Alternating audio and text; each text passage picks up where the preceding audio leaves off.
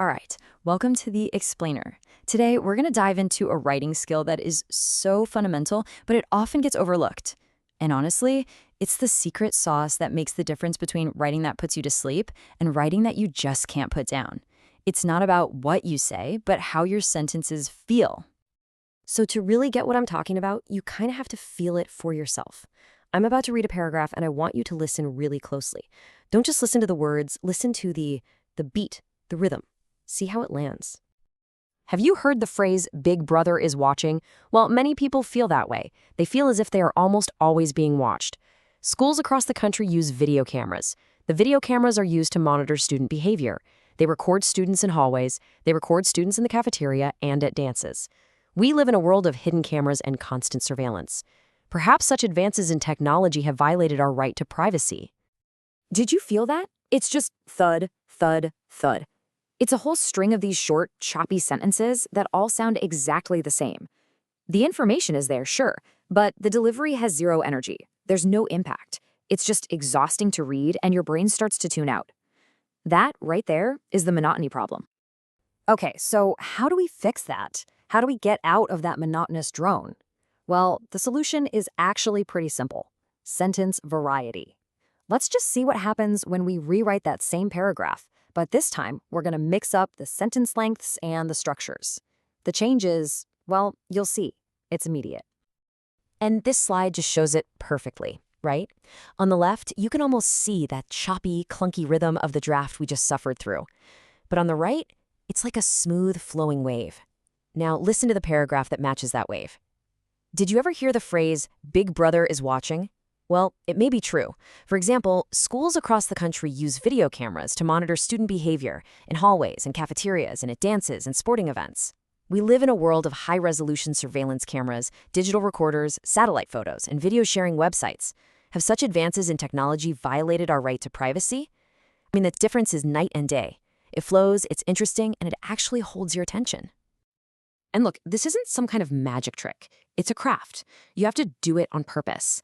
It's all about taking those short, choppy sentences and combining them into longer, more fluid ones, and then consciously creating a mix of different lengths.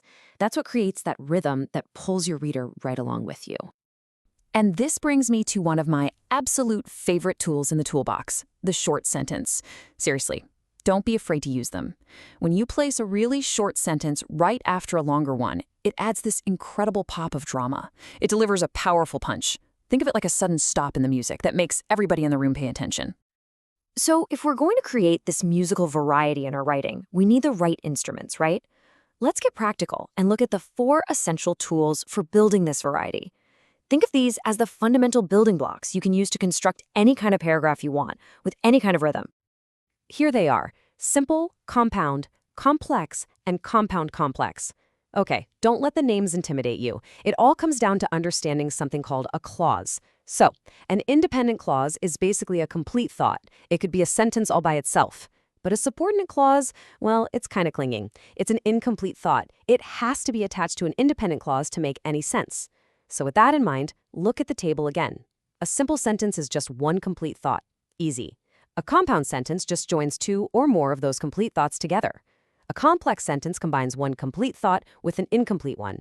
And then you've got the compound complex sentence, the big one, which mixes multiple complete thoughts with at least one incomplete thought. If you can master these 4, you have total control over your writing's pace and flow. All right, let's see this whole toolkit in action.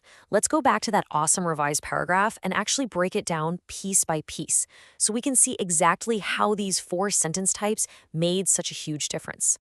Okay, here it is again, the final polished version. As you look at it, just try to feel that rhythm again. Notice how it starts with a question, then delivers a punch, expands out with a ton of detail, and then ends with another question that makes you think. That's all done with structure. So the author kicks things off with a complex sentence. It's a question, and it's got that subordinate clause, "Big Brother is watching," tucked right inside. This is so much more sophisticated and engaging than the flat statement in the original draft. It pulls you right in from the start. And then boom, right after that longer, more engaging opener, you get this super short, dramatic, simple sentence. Well, it may be true. That contrast in length is perfect. It creates this little moment of suspense and makes you lean in and go, wait, what? That's the power of a well-placed simple sentence. So after that little punch, now the writer expands. They use a much longer sentence here to pack in all those specific details and examples. This is where you give the evidence, It gives weight and credibility to that dramatic little sentence we just saw, all without breaking the flow. And then to wrap it all up, we end with another direct, simple sentence. But this time, it's a question.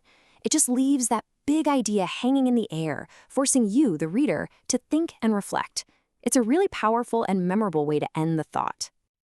When you think about it, the music analogy is just perfect. Imagine a song that was just one note played over and over and over again. It would be incredibly boring, right? You'd turn it off. Well, your writing is the exact same thing. By mixing these different sentence types, you create a melody, a rhythm that keeps your reader hooked from the very first word to the last. So, the next time you sit down to write, don't just think about the words you're using. Think about the structures that hold them together. Ask yourself, what's the rhythm of my writing? What story are my sentences telling?